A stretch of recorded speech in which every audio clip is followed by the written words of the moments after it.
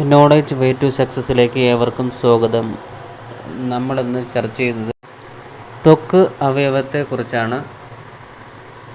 അതിൻ്റെ പ്രത്യേകതകൾ എന്താണെന്ന് നമുക്ക് നോക്കാം. ഒന്ന്, ഏത് അവയവത്തെ ബാധിക്കുന്ന അസുഖമാണ് ക്യാൻഡിഡിയാസിസ്?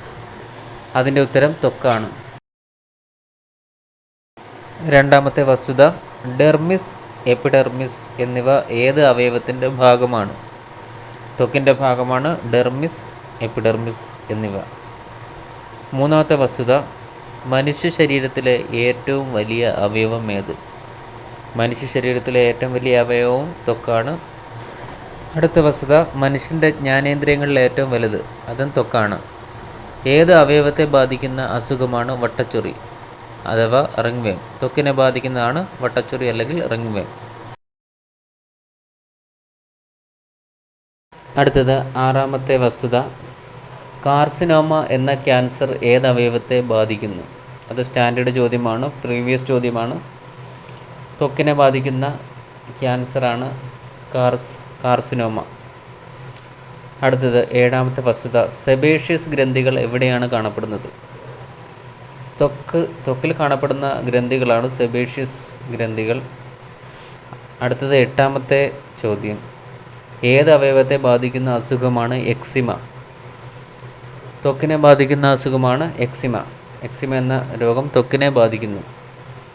അടുത്തത് ഒമ്പതാമത്തെ വസ്തുത, ഡെർമറ്റോളജിസ്റ്റ് ഏത് അവയവത്തിലെ രോഗബാധയാണ് ചികിത്സിക്കുന്നത്? ത്വക്കിലെ രോഗബാധയാണ് ഡെർമറ്റോളജിസ്റ്റ് ചികിത്സിക്കുന്നത്. ഇതിൽ ഏഴാമത്തെ വസ്തുതയായ സെബേഷ്യസ് ഗ്രന്ഥികൾ എവിടെയാണ് കാണപ്പെടുന്നത്? പ്രീവിയസ് ചോദ്യത്തിൽ ഏറ്റവും പ്രധാനപ്പെട്ടതാണ്.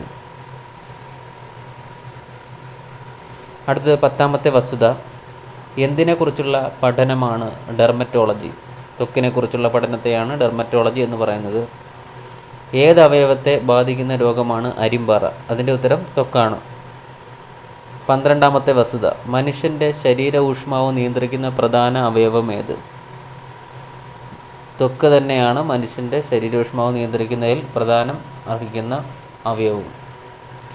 13, സോറിയാസിസ് എന്ന രോഗം ഏത് അവയവത്തെ ബാധിക്കുന്നു? ത്വക്കിനെ ബാധിക്കുന്ന രോഗമാണ് സോറിയാസിസ്. മണ്ണിരയുടെ ശ്വസനാവയവം ഏത്? ഇത് ആവർത്തിച്ചുള്ളൊരു ചോദ്യമാണ്.